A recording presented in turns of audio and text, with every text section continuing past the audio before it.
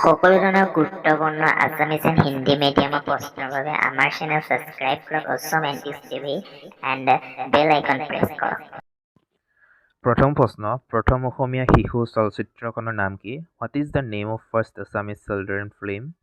Options Abuj Bedona, জীৱন সুৰভি, পূবৰণ আৰু চিকমিক বিজুলী। আপোনাৰ শুদ্ধ উত্তৰটো হৈছে অবুজ বেদনা, অপশ্যন নম্বৰ এ। দ্বিতীয় প্ৰশ্ন, চলচ্চিত্ৰলৈ ৰূপায়িত হোৱা প্ৰথম অসমীয়া উপন্যাসখনৰ নাম কি? What is the name of first Assamese novel to be made into a film? Options হ'ল মিৰি জীয়াৰী, পিতা পুত্ৰ, পৃথিৱীৰ হাঁহি, মনোমতী। আপোনাৰ শুদ্ধ উত্তৰ হ'ল অপশ্যন ঘ, মনোমতী। তৃতীয় প্ৰশ্ন, ভৱেন্দ্ৰনাথ শইকীয়াই কোনখন গ্ৰন্থৰ বাবে সাহিত্য একাডেমী বঁটা লাভ কৰে? For which book did Bhabendranath Saikia win the Sahitya academy award? Options হ'ল শৃংখল, ৰাতি ফুলা ফুল, ৰং মিলিৰ হাঁহি, সেন্দুৰ। আপোনাৰ শুদ্ধ উত্তৰ হ'ল অপশ্যন ক, শৃংখল। 4 নম্বৰ প্ৰশ্ন, নিজৰাৰ কবি বুলি কোনগৰাকী কবিক জনা যায়?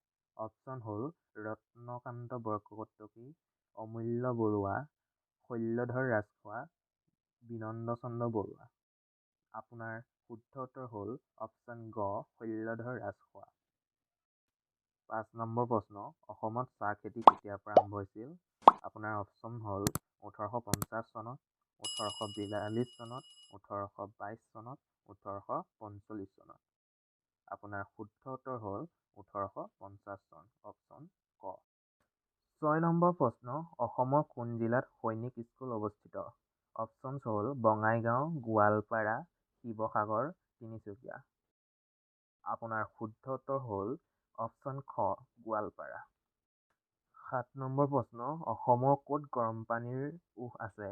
অপশ্যনছ হ'ল গোলাঘাট, দুলীয়াজান, নলবাৰী, নগাঁও। আপোনাৰ শুদ্ধ উত্তৰ হ'ল অপশ্যন ক, গোলাঘাট।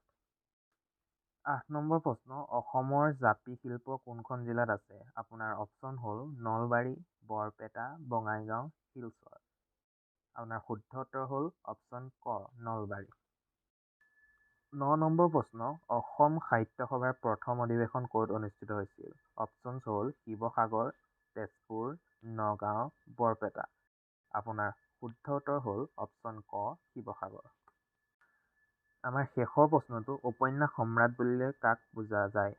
অপশ্যন হ'ল ৰজনীকান্ত বৰদলৈ, চৈয়দ আব্দুল মালিক, অতুল চন্দ্ৰ হাজৰিকা, বেণুধৰ শৰ্মা। এই প্ৰশ্নটোৰ উত্তৰ আপোনালোকে কমেণ্টত জনাবলৈ নাপাহৰিব। ধন্যবাদ। কমেণ্টত জনাব।